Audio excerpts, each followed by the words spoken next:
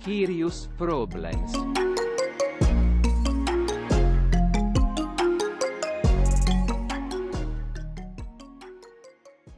Yo, Jimmy, what's your scariest problem? Mate, my skirious problem is that we've done a few podcasts that have been super serious. So I'm hoping you're gonna bring up the banter on this one and we're gonna talk shit for half an hour and make as many people as possible laugh.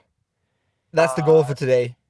But that's good because then we can start with a sore topic for you straight away. How does it feel to make everyone on Team Akerdali ill? Yeah, but what do you mean Akadali, mate? It was like everybody in Torsby, basically. Mate, we were like, Jimmy has just ruined the Olympic season for basically all of the German team, for basically the only Irish skier. both Andorran skiers, the Japanese team, and the Spanish team. But actually, I don't think the Yeah. Spanish and But Japanese, I don't think they got to it. looking back, would you recommend or would you repeat to go on a training camp while you're still being a bit ill? I got ill on the training camp. You were ill before the training camp. Yeah, so I got ill like a week before the training camp.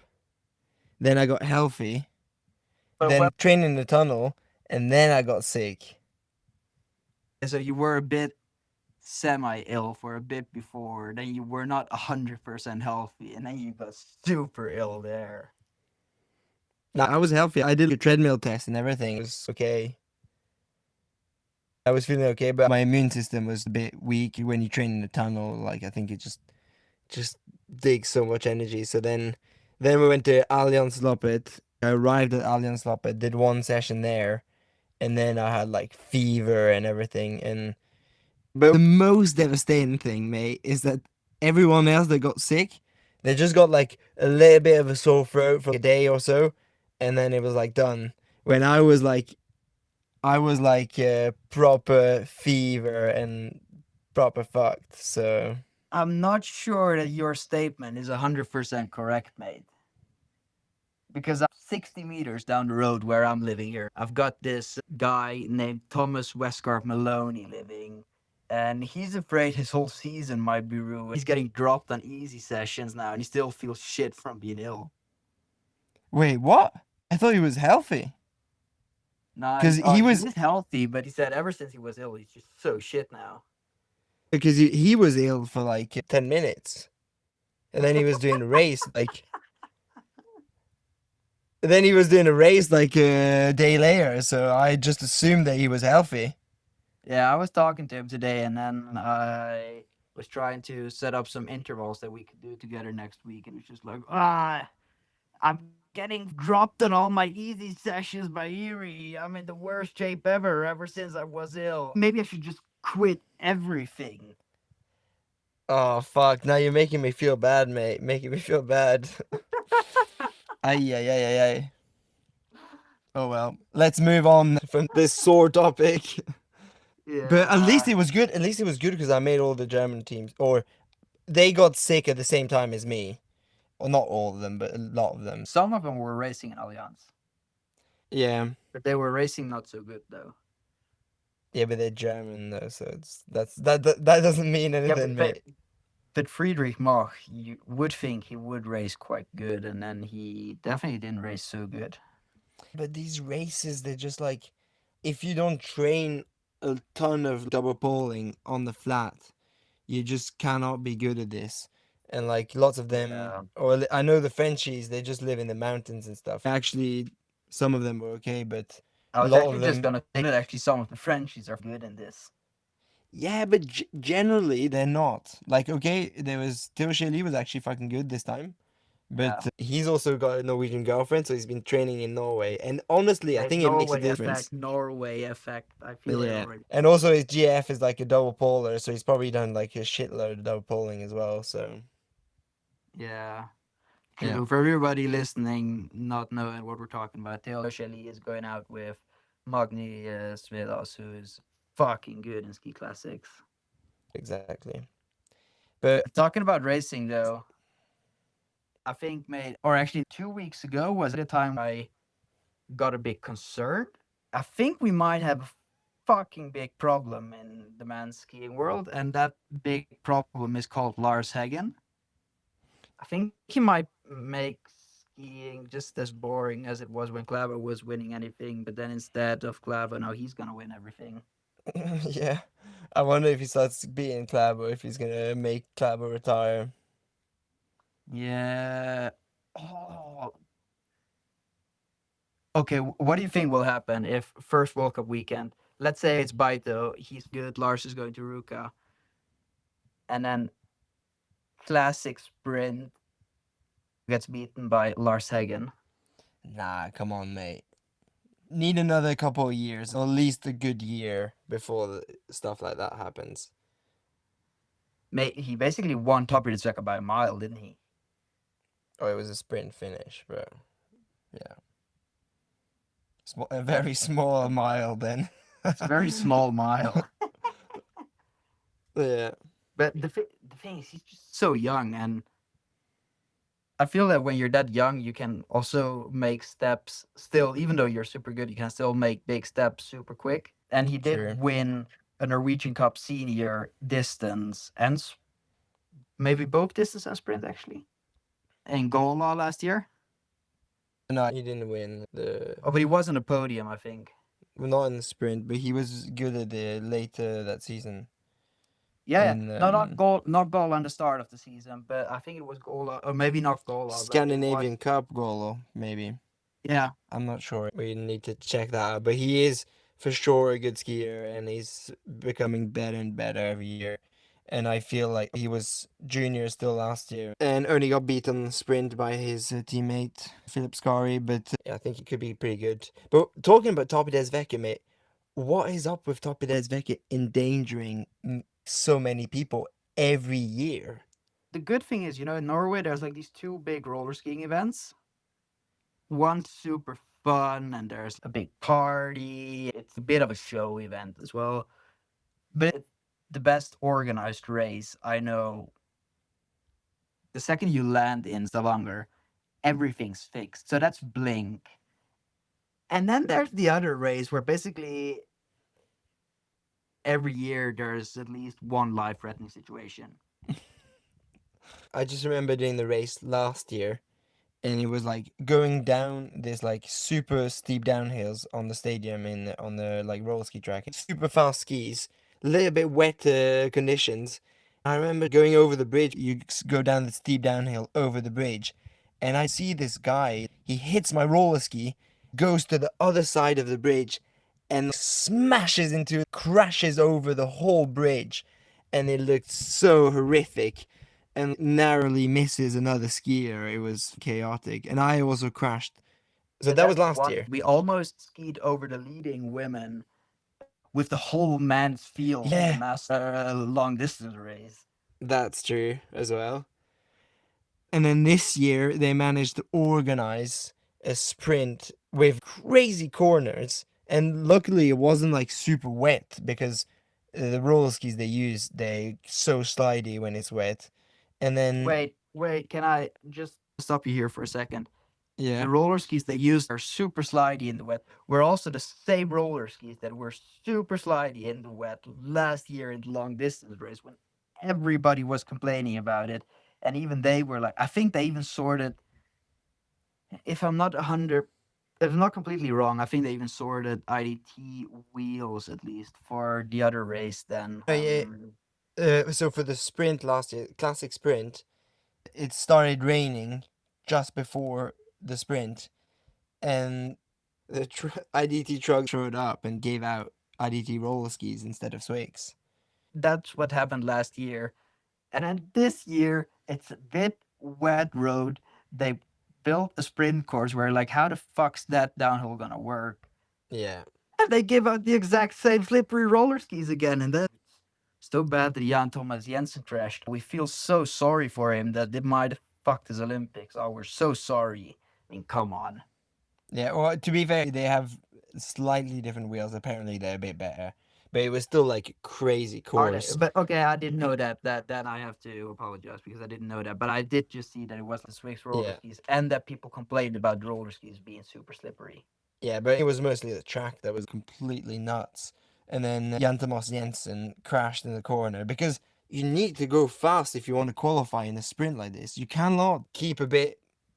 You need to go all in. If you're not going all in, you're going to go out. So you have to go for it. And then he crashed, breaks his arm. Now you have to be like operating and stuff. And it's like Yeah. his Olympic season is maybe not fucked, but like It's it's a risk. It's a risk. seriously affected. Like, what the hell? But I think we have to maybe also put one thing in here. And the same as with crashing and cycling.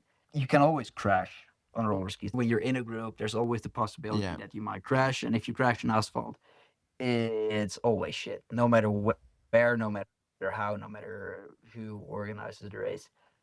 But the least thing you can do as an organizer in the summer of a big roller skiing event, which is, let's be honest, more important commercially than it is from a sports point of view. So it's more important for keeping skiing a bit relevant. And I think that if they organize them well in Norway, because they have quite a big market share on TV on those evenings, they might earn quite a bit of money on it as well. At least try to minimize the risk. Don't maximize it. People are gonna crash. Whereas roller ski races, people will crash. It's always gonna happen. But as an organizer, just try to make a track where you don't know on forehand that it's gonna be super sketchy. Yeah. But you know, a few years ago, they had a skate race before, instead of the long distance, they had this like 20K or 30K skate race where you finish at the top of the climb. I think Bolshunov lost a wheel or something. And they decided, like, oh, fuck. So then they decided to cancel. So the sprint that was supposed to be skate, they made it into classic because they were like, oh, yeah, we can't ensure that people are not going to lose their wheels again. So, This might have, I think this was before my time, but you probably know this. Was Tobridsveka known for having the super sketchy course in the city where people used to crash in sketchy downhill? yeah, I don't know if people used to crash. I think it was this kind of similar. I think it was the same. So they used the same course now Okay, than did they they? used to. Like it wasn't super sketchy, but when it was wet and a bit slidey, you had to take it easy in a downhill, which is not great in a race. It was maybe not as dangerous as the sprint they had the other day. I mean, it's also hard because now we're complaining, but we want roller ski races and some action as well. But Yeah. I mean, everybody I've talked to that's done the sprint, they were like, "Oh yeah, we just went warming up there, and we were like, what the fuck? This is never gonna work." And then I think I read an interview somewhere where the guy organizing even said, "Oh yeah, we knew on forehand that it was gonna be sketchy." Yeah. Now, like, was it a very smart decision to, of course, that? Enough of whining. We're not going to talk about the elephant in the room. Oh, I was trying not to. We can just pass it. We've talked so much about this 5K Heatmaster race. The race in Toppidesvecka was horrific. There's no other way to say it. It was horrific. Production was horrific. People who worked hard did not get rewarded. It's unfair. Conditions were unfair. It's roller ski, so let's not even spend time on this, except if you really want to. But I think it's I actually, honestly, I'm a bit bored of 5K Heat Masters. yeah. The problem is we haven't talked so much about it since the race on the podcast, but like I'm actually so sick of discussing it. Let's move on. So this gets their act together, and that representatives in ski federations have watched that race and opened their eyes. When it's FIS meetings in autumn, they'll have some kind of common sense when this whole 5K Heatmaster topic is gonna be discussed. So Yeah, I mean, I just feel the bad. one thing I want to say, Jimmy, is I'm all up for new formats. At the same time, I also don't think we should invent too many different formats. I think people, if they're not familiar with the sport, find it hard to understand sometimes because it's different every time. But come on, I just think there's better options than a 5K heat mass start. I think people were desperate for an idea, and this came up, and then people voted for, and yeah. But we'll see. I just feel a bit sorry for the Fizz team that's been working to like try and make it work, because basically they got a mandate to make it work, even if they didn't believe in it. If we talk about Fizz, it's always tough because the people working there always feel like we're talking about them or to them. But what I'm talking about the fucking system. I think the whole system's wrong. I don't think that the people working there necessarily do a bad job. I think they actually quite often try to do a very good job. But I just Yeah. think the whole system of Fizz is not working. Right. Let's move on. We've discussed this so much before, and it's not even that funny. Mate, I heard you had like, what was this about? You had a leak in your house. Mate, I'm in France and it's like I just got the whole welcome package from France. Like we've rented this little cabin here in Fondremeux. It's quite nice.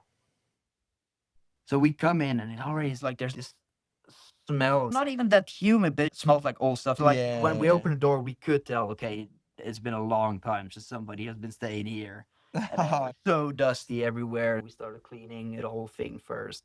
The first evening, I realized there's a little wet spot in the living room and there's water leaking from the roof, from under the toilet in the on the top floor. And so then I was like, oh, well, I'll just tell the people, told them. But then the next day it was gone. So then they didn't come to check. I didn't really bother about it so much.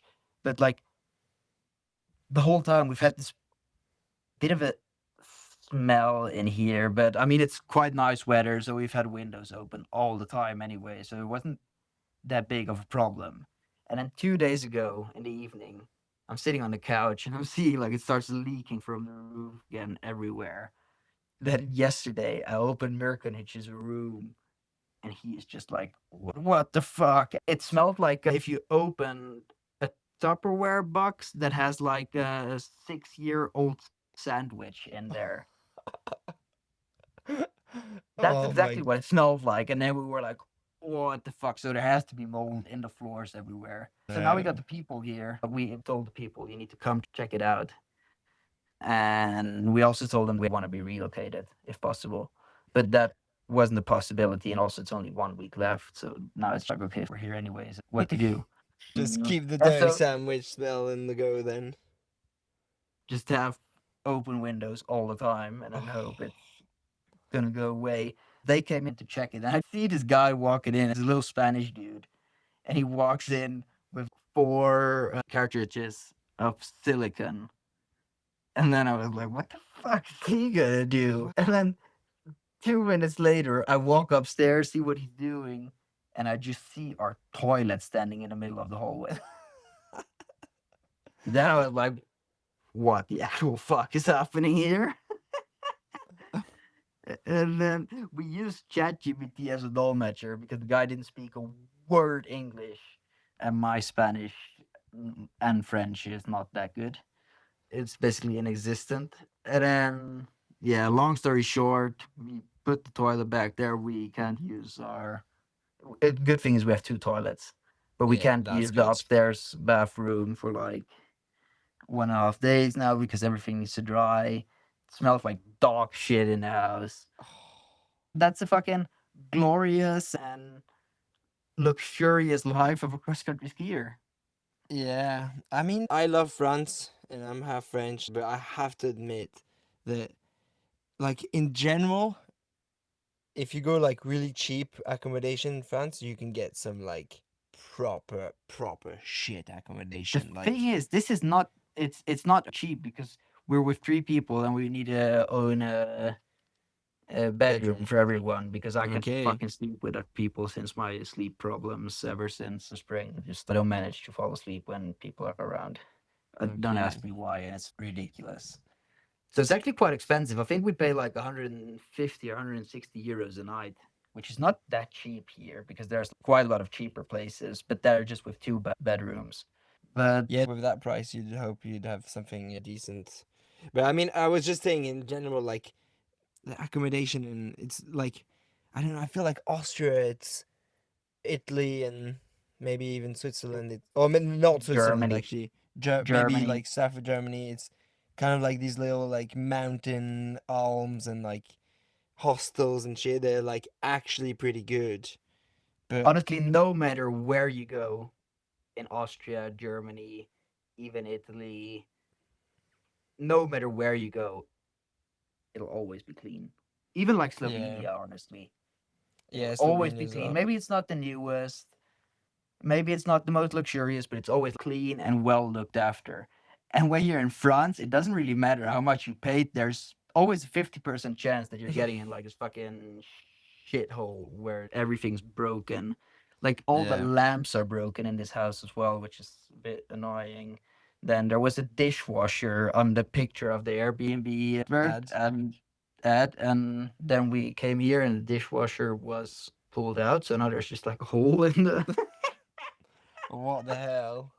Oh, Yeah, man. I'm living the dream in front. But also, like, okay, how how hard did you have to study to get your driver's license in France, or how many hours of driving lessons did you have to take? I I'm think honestly, it's I'm curious. between 25 and 30. I think it is Hours. of driving with like an instructor. Yeah, I think that's, or maybe 20 is the minimum.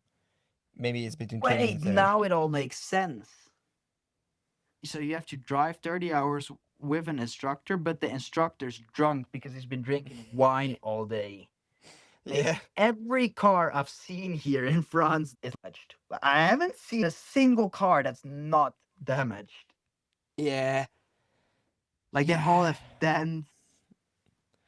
Yeah, they can be a bit nuts on the roads, French. It's a bit like this, especially south of France. It's a bit like Mediterranean spirit, and like Italy's way worse. Spain is probably the same as France. It's kind of like we just drive fast and crash the car. The other day we were sitting at the bakery. Okay, I'm complaining a lot about France, but fuck bakeries in France, mate. And it's They're quite cheap as so well. quite cheap, mate. It's like my favorite bread is this pain de campagne. Yeah. So good, it's ridiculous. So, anyways, we're sitting at the bakery having a little coffee. The bakery is next to the supermarket, so there's like this big parking lot. And so we see this woman drive in on the parking lot. She just does like a 180-degree turn into the parking spot, turns into the car that's parked on the parking spot next to her, rams it in the side, No. scratches it for like a meter or a meter and a half, backs out, puts the car in, gets out on the other side of the car. She doesn't Yeah. even look. She just walked off. No way. What the fuck? Aye, aye. Even look. That's Yeah, funny and as we well. were sitting at the bakery and we were like, what the hell have we just witnessed? Everyone's in altitude right now. Like half of Lillehammer is empty. Basically, only people at this altitude, and everyone that's thought is skiing with this jacket and stuff, doing heat sessions outside, and it's ridiculous. Yeah, but I get why people go to altitude, especially I get why they come here. If they go to the Alps, at least it's sunny quite often. Actually, now they're getting fucked because now I think it's, especially in Livigno and Lavatier, it's a fuck ton of rain right now, I think. And it's also been But I mean, Thomas Maloney's gonna hate me for saying this because he says we need to protect Font-Romeu at all costs. Why did I actually ever go to a different place for altitude training? Mate, it's so nice here. The weather is super good all the time, and it's perfect for roller skiing. There's a yeah. somewhat good roller ski track. It's a bit short roller ski track, but it's not bad. It's still good. I was trying to convince our team to go there when we had money, but now we don't, so we're not doing altitude camps anymore. I thought I was throwing you a spark when I was talking about the people doing heat sessions outside. Does that not Because I like think that. ignite your anger? Oh no, but the thing is, like the science and heat says it makes you Okay, let's better. actually, just before you talk, heat sessions is this thing that people start doing. Look it up on Google if you don't know what it is. Just it's a way of training. You train when it's with jackets and stuff. Anyway, continue what you're saying, Mika. Yeah. So okay, maybe we should actually give a bit more history. I think the first people actually started to do it like widely spread were probably triathletes, and then it got super common in cycling as well. It's basically poor man's altitude because after some while, if you do it forever, then your red blood cells start to Increase. expand as well, or increase, not expand, increase. I think there's a lot to say for heat training, but this is just what's doing my fucking head in. And this is just cross country skiing to the purest. Word got around that cross country skiers are also doing heat training, and that started someone that it became popular. That was maybe early last season. So now we're 1 year later. Everybody is doing heat training in the most ridiculous ways. They're like, oh, you know what? Because all the studies and cyclists, all these things were done and recorded and measured in controlled environments. Yeah. So now in cross country skiing, we were like, you know what? We're gonna take it further. We're gonna do it outside only. Everywhere in Lillehammer, you see people skiing in 18 degrees and sunshine. You see them ski in winter jackets with hats on and gloves. What you have And to also, say is that they train because it gets so hard. It's basically people walking on skis. It's just like very much inconstructive skiing technique. Probably destroys your technique in the long run, but it's also a bit funny if you and hate and it on it. that's one point. Then the other point is they're not doing it on roller ski tracks. They do it on public roads. So you're getting your body into a fucking emergency situation because you're willingly putting your body at high fever. Everybody hates it. Everybody's suffering while they do it. Attention wise, you can't be there 110%, but there's cars on the roads Yeah. everywhere. That does my head. And I'm like, why do you have to do it on the road? Just do it either inside or at least do it on the roller ski track where there's no cars around.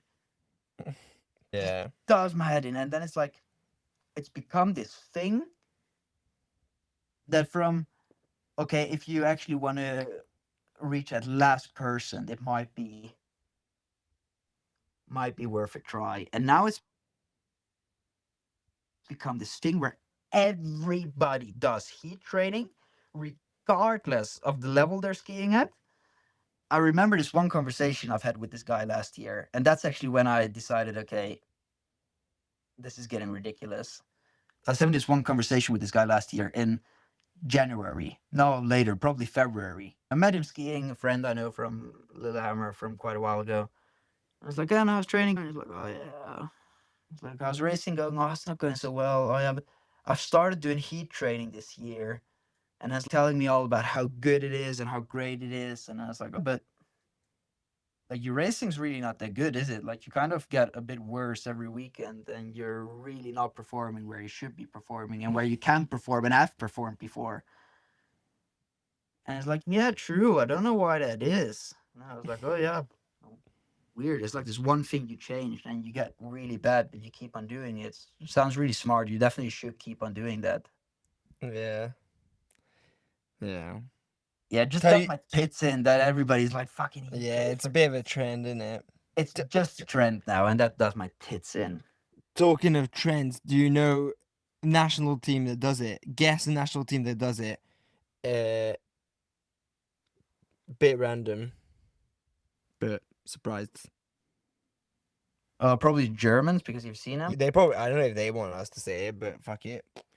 We were walking past where they're staying. There's like lots of these like rain jacket and stuff, like blatantly doing heat sessions. So they're doing Yeah. heat sessions. But that's the first time I've heard a national team actually do it as like nationally organized. I know, I think the Czech also started doing it and some here and there, but yeah, it's a trend.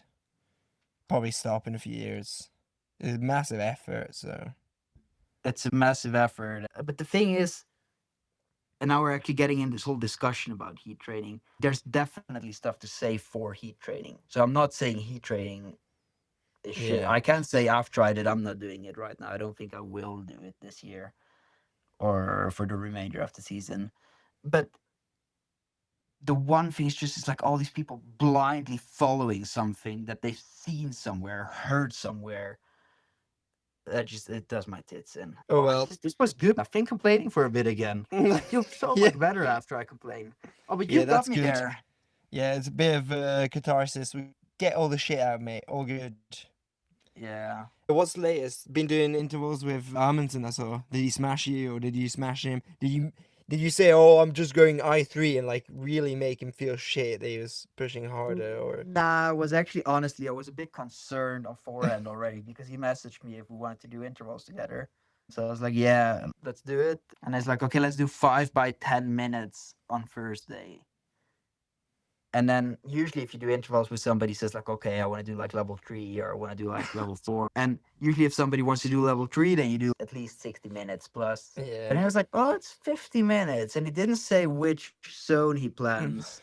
So then I kind of knew, okay, this is not going to be very controlled. And yeah, it turned out to be exactly that, not very controlled. And then I did this really good thing, which I've done in races also quite often already. Like we started the intervals, and then I went quite hard at the start. I got a bit fucked, and then I didn't go so hard in the end anymore. Or I went hard, but I just didn't go so fast in the end anymore. Yeah. That's a classic Mika move. Go hard, semi breakaway, and then get caught up.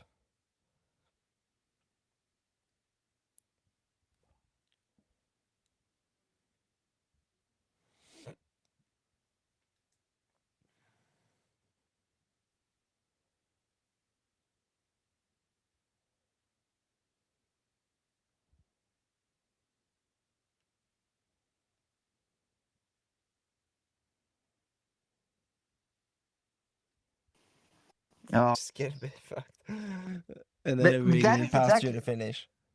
but that is exactly what happened. Like I felt that I might drop it. I dropped him a little bit, but then it just turned out that he was not being as much of an idiot as I was, and he was just using his head, and then I got fucked, and he did. So he didn't drop me until the end, but he was close to dropping me. Yeah, I didn't have so much control. Nah, but other than that, I think it's been going quite good here. I like training in front remote, and Yeah. I I was actually kind of think the hoping shape's you, quite good. So psych him out, but mate, I just thought about it. I have a good story tell about us. King of Trondheim. He's back doing his thing on races where he just goes to the front and starts flexing his muscles and stuff. One of our teammates got a bit pissed at him because he went to the front and started flexing his muscles, and then the skier started getting away. Our teammate was like, "What the fuck are you doing? You can do your Yeah, shit, but at least don't create gaps." Yeah. yeah. Anyway, so then after the race, we're like asking him, "Oh yeah, so what do you use like caffeine before races?" He was like, "I just smash Monster and Red Bull before the race." I was thinking like that's probably not the best, but and I was like, "How much do you smash?" "Oh, I smash 1.5 liters." So he smashes two Monsters and two big Red Bulls before the race to get enough caffeine. That's 600 milligrams of caffeine. And That's why he's flexing his muscle. yeah, over 200 grams of sugar. Like in a water when you're like before he like starts warming up. So like imagine the insulin release you get from like smashing 200 grams of sugar and 600 grams of caffeine. Mate, you would not be sleeping for like next 2 days. Yeah, that is speechless. Yeah, he is such a nutcase. Who's told him that's a good thing to do? Oh, I think he was just like so he thinks caffeine's good before race and like he didn't have any caffeine pills or caffeine shots, so he just decided to smash energy drink that's not at all made for sports. It's absolutely nuts that he's smashing so much caffeine. What a nutter. Yeah, that's wild. That is actually wild. But Jamie, I think we've kind of forced our luck to the max right now with the French connections. or with the French phone connection, because it all went super well until like 35 minutes in, and then we started losing connection all the fucking time. And now Yeah. I'm getting really upset. So I think we're gonna call it a day, Jimmy. Yeah, sounds good. Sounds good, mate. But good to catch up. It's been a while since we had a chat. So yeah, Yes, stay tuned for the next same. episode. Hopefully, it'll be pretty soon. And Yeah. yeah, All like and right, we've got something cool planned. yeah, Your number one Nordic skiing podcast. over and out. Ciao, ciao. Ciao.